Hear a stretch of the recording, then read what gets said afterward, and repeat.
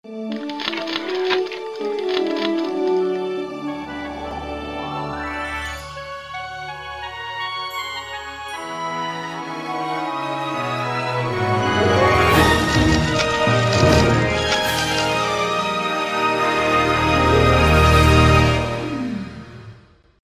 Pagi Gereja Oikos Online.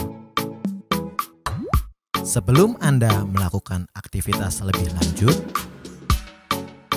ikutilah Renungan Pagi hari Senin, Rabu, dan Jumat jam 4.30 pagi di YouTube channel Gereja Oikos Online. Oh, Engkau sungguh berkuasa di atas puji-pujian kami, Tuhan.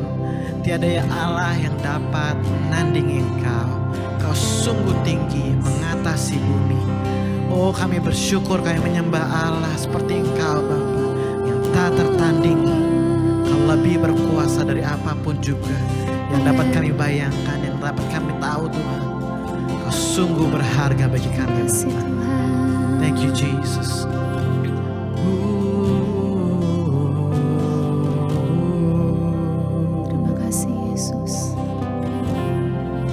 Sekarang Tuhan, kami siapkan hati kami memberikan yang terbaik bagi Engkau, Tuhan. Thank you, Jesus.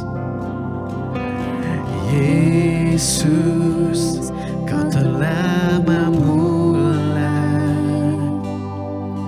segala yang baik dalamku. Engkau menjadikanku serupa gambaran-Mu dan berharga di mata-Mu.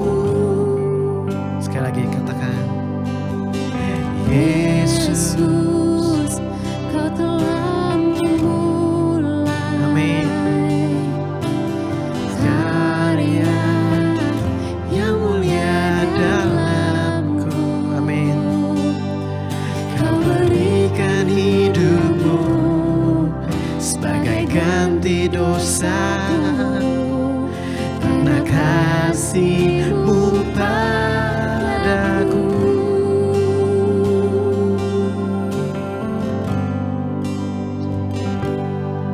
Sekarang ku memuji-Mu, Allah yang setia, yang tak pernah meninggalkan perbuatan tangan-Mu. Amin. Sekarang ku menyembah-Mu, Allah yang mulia, sempurnakan segenap hidupku agar indah bagi-Mu.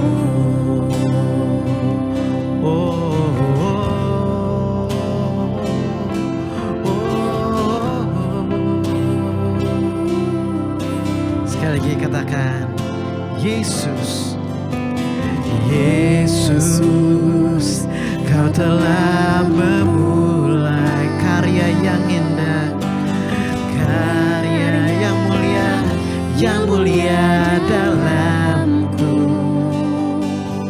Kau berikan hidup-Mu sebagai ganti dosaku, karena kasih-Mu padaku.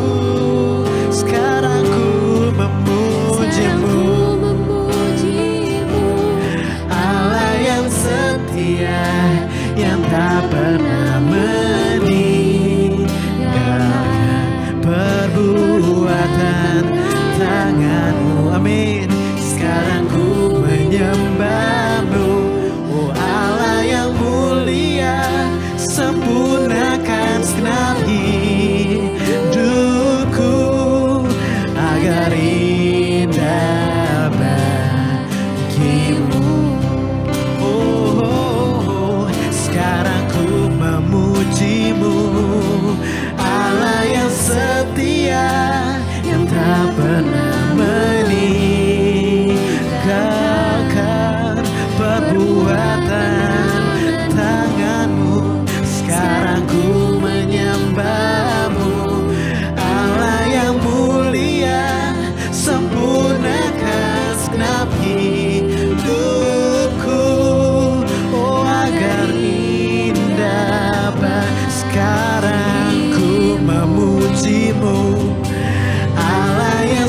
setia yang tak pernah meninggalkan perbuatan.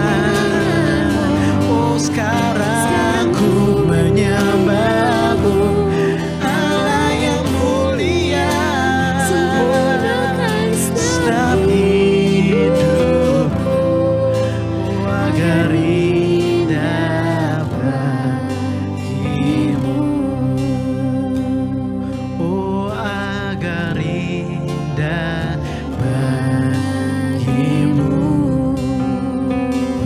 oh, agar indah bagimu, oh,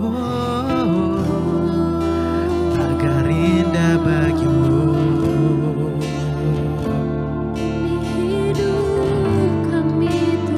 Agar indah. Sekarang kami memuji nama-Mu yang kudus, yang mulia. Shalom, selamat pagi, selamat bertemu kembali di dalam kasih Tuhan Yesus Kristus. Bagaimana kabarnya Bapak-bapak, Ibu-ibu, Saudara sekalian? Saya berharap tetap semangat dan tetap bersukacita. Mari kita satu dalam doa sebelum kita mendengarkan sabda Tuhan. Tuhan Yesus berbicara kepada umat-Mu, umat yang Kau kasihi, umat yang telah Kau tebus dengan darah-Mu yang kudus. Dan di sini Tuhan, kami rindu mendengarkan arahan firman-Mu Tuhan. Terima kasih Tuhan, berbicara kepada kami, kepada tubuh kami, jiwa kami, dan roh kami. Di dalam nama Tuhan Yesus. Amin. 2 hari yang lalu saudara mendengarkan bagaimana Tuhan menyatakan dirinya dengan nama Aku adalah Aku kepada Musa. Saat Musa menanyakan siapakah nama Tuhan. Kalau ada yang menanyakan kamu berani datang ini atas nama siapa? Dan Tuhan berkata namaku aku adalah Aku. Nah, berbicara Aku adalah Aku artinya I'm that I am. Artinya selain Aku tidak ada lagi yang lain. Ya aku, nggak ada lagi yang lain. Itulah nama Allah kita. Dengan kata lain, Allah tidak bisa disandingkan. Allah tidak bisa dibandingkan karena tidak ada pembandingnya. Orang ingin membandingkan Allah, kok Allah tidak bisa dipakai dengan secara logika, dimengerti dengan secara logika? Ya jelas tidak bisa karena Allah adalah Allah dan tidak ada Tuhan selain Allah. Begitu kata firman Tuhan. Kita juga punya tauhid. Tauhid Kristen adalah mengakui bahwa Allah kita adalah Allah yang esa. Sama seperti saya katakan bahwa Yakub Surya adalah Yakub Surya. Dengan kata lain, tidak ada Yakub Surya kedua, tidak ada Yakub Surya ketiga. Kalaupun namanya sama, orangnya beda, pribadinya beda. Karena hanya satu orang saja di dunia yang bernama Yakub Surya yang seperti ini. Nama boleh sama, tetapi orangnya belum tentu sama. Waktu Allah menyatakan dirinya bahwa Aku adalah Aku, dengan kata lain, tidak ada Allah lain. Itu sebabnya di dalam hukum Musa, hukum Taurat, dikatakan bahwa jangan ada padamu ilah lain di hadapanku. Karena Allah tidak bisa disejajarkan, Allah tidak bisa disandingkan, Allah tidak bisa di-compare dengan apapun juga yang ada di dunia ini. Dia adalah Allah dan Dia tetap Allah. Dan hari ini kita akan belajar bagaimana Tuhan menyelamatkan bangsa Israel dari tulah ke-10. Selama dari tulah pertama sampai tulah 9, itu semua bangsa Mesir mengalami malapetaka kecuali di tanah Goshen. Tetapi tulah ke-10 ini menjadi pengecualian. Karena Tuhan berkata demikian, bahwa pada hari ini seluruh tanah Mesir, termasuk di tanah Goshen, tempat di mana bangsa Israel tinggal, itu semuanya akan ada kematian. Akan ada malaikat maut yang memasuki setiap rumah dan setiap anak sulung itu akan mengalami kematian, termasuk orang Israel. Tetapi ada caranya untuk lepas dari maut. Ada caranya untuk menghindarkan dari maut. Ada caranya untuk lepas daripada kematian ini, yaitu dengan cara ketetapan Tuhan, dan Tuhan menetapkan begini caranya supaya kamu lepas dari kematian, supaya tidak ada kematian di dalam keluargamu. Ini loh caranya. Jadi caranya dari Tuhan sendiri, Tuhan yang menyediakan caranya. Sama seperti kematian, maut tidak bisa dihindari di dalam hidup kita. Setiap orang, tua muda, besar kecil, kaya ataupun miskin, suatu saat mereka akan berhadapan dengan maut, dan mereka tidak bisa lari daripada maut, dan mereka akan menghadapi kematian. Tetapi ada caranya untuk lepas dari kematian. Bukan kematian secara fisik, tetapi kematian di dalam roh. Yang Tuhan berbicara adalah pada saat Tuhan bicara mati, artinya tubuhnya atau tubuh, jiwa, dan rohnya mati di dalam kematian yang kekal. Dan kalau hidup dalam kehidupan yang kekal. Dan Tuhan menjelaskan bagaimana lepas dari kematian yang kekal untuk menerima hidup yang kekal. Dan hari ini kita akan buka di dalam Keluaran pasal 12. Keluaran 12 ayat 5. Anak dombamu itu harus jantan, tidak bercela, berumur setahun. Kamu boleh ambil domba atau kambing. Kamu harus mengurungnya sampai hari yang ke-14 bulan ini. Lalu seluruh jemaat Israel yang berkumpul harus menyembelihnya pada waktu senja. Kemudian dari darahnya haruslah diambil sedikit dan dibubuhkan pada kedua tiang pintu dan pada ambang atas pada rumah-rumah di mana orang memakannya. Nah, Tuhan memberikan cara bagaimana bisa lepas dari maut, yaitu kamu harus menyembelih seekor anak domba dan kamu harus mengurungnya selama beberapa hari, dan anak dombanya itu harus jantan berumur 1 tahun. Jadi ada syaratnya, jantan berumur 1 tahun, atau dengan kata lain sudah dewasa, bukan kanak-kanak lagi, bukan berumur yang masih kanak-kanak sekali, tetapi sudah beranjak dewasa. Dan terus kamu harus menyembelihnya pada waktu senja. Saudara lihat siapakah anak domba ini?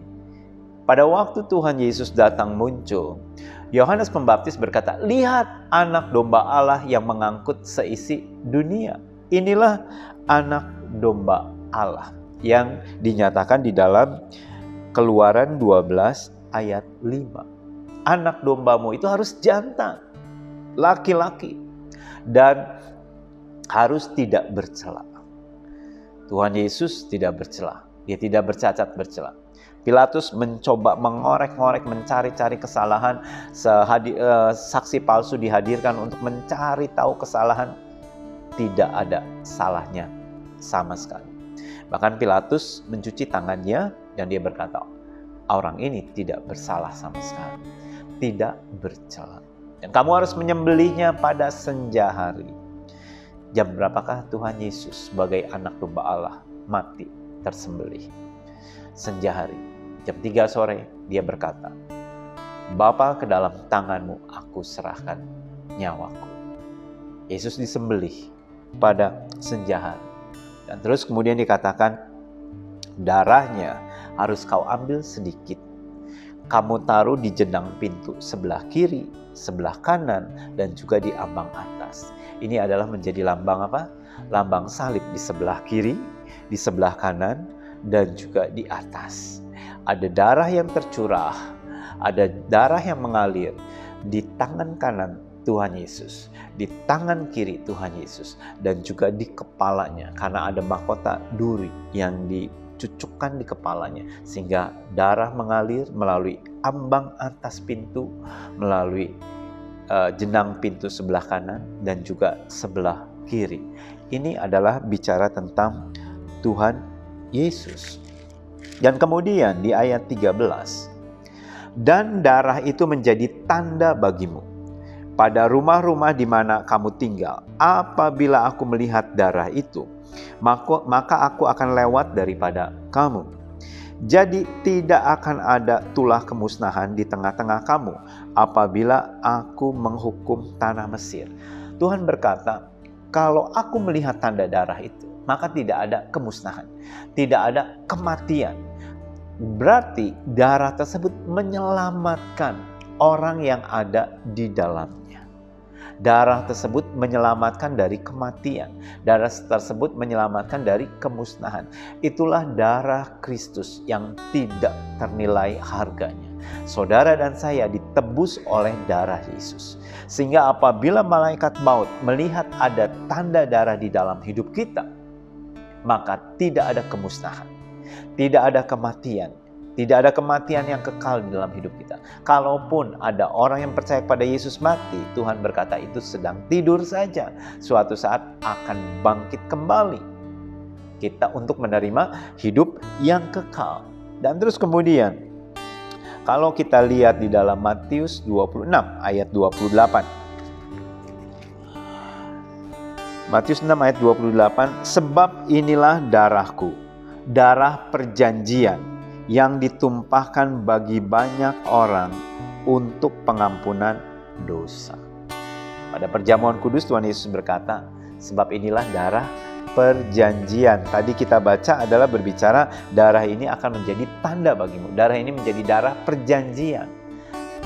Tidak ada satupun yang bisa menggenapi di dalam Keluaran pasal 12 selain daripada Tuhan Yesus. Kembali ke dalam Keluaran pasal 12 ayat 14. Hari ini akan menjadi hari peringatan bagimu. Kamu harus merayakannya sebagai hari raya bagi Tuhan. Turun-temurun dari generasi sampai ke generasi. Kamu harus merayakannya sebagai ketetapan untuk selama-lamanya. Jadi bangsa Israel, mereka merayakannya. Domba Paskah tersebut turun terus-menerus sampai, katakan kata Tuhan, sampai selamanya. Tetapi di dalam Kristus itu semua digenapi. Yesus adalah domba Paskah yang tersembelih, anak domba Allah yang dipersiapkan, yang disembelih pada senja hari, pada hari ke-14, anak domba yang tidak bercacat celah, anak domba jantan. Dan darahnya menyucikan kita. Darahnya menebus kita, sehingga apabila malaikat maut melihat ada tanda darah di dalam hidup kita, malaikat maut tidak akan mengambil hidup kita, tidak akan membawa kita kepada kematian yang kekal. Tetapi kita sudah ditebus oleh anak domba Allah, yaitu Tuhan Yesus Kristus. Sehingga saudara dan saya memiliki hidup yang kekal. Oleh karena itu pagi hari ini kita patut mengucap syukur kepada Tuhan atas rahmat-Nya, atas pertolongan-Nya, atas karyanya di atas kayu salib untuk menebus kita, untuk menyelamatkan kita dari kemusnahan, dari kehancuran, dan juga dari kematian yang kekal. Kita memiliki hidup yang kekal. Pada saat Tuhan sudah siap untuk memanggil kita, begitu kita meninggal, begitu kita menutup mata kita untuk selamanya di bumi ini, maka hidup yang kekal saudara sudah dapatkan dan saudara sudah diterima oleh Tuhan. Begitu kita percaya kepada Yesus sebagai Tuhan dan Juru Selamat pribadi, maka kita dibebaskan dari maut dan kita masuk dalam kerajaan yang kekal. Tuhan Yesus memberkati saudara sekalian. Mari kita satu dalam doa. Tuhan Yesus, terima kasih buat hari ini. Kuduskan kami Tuhan. Kami berterima kasih buat darah anak domba Allah yang dicurahkan, penebusan Tuhan di dalam hidup kami. Dan hari ini Tuhan, kami hidup oleh anugerah Tuhan. Kami tahu Tuhan, begitu kami percaya kepada Yesus dalam hidup kami, hidup yang kekal sudah kami terima. Dan hari ini kami mengucap syukur buat karya-Mu di dalam hidup kami. Dan biarlah Tuhan kami tetap hidup di dalam karya penebusan Tuhan sampai Tuhan memanggil kami. Segarkan roh kami dan jiwa kami Tuhan saat kami menjalani kehidupan sehari-hari di dalam hidup ini. Di dalam nama Tuhan Yesus, berkati aktivitas anak-Mu sepanjang hari ini dan hari-hari selanjutnya. Amin. Tuhan Yesus memberkati saudara sekalian. Sampai jumpa kembali.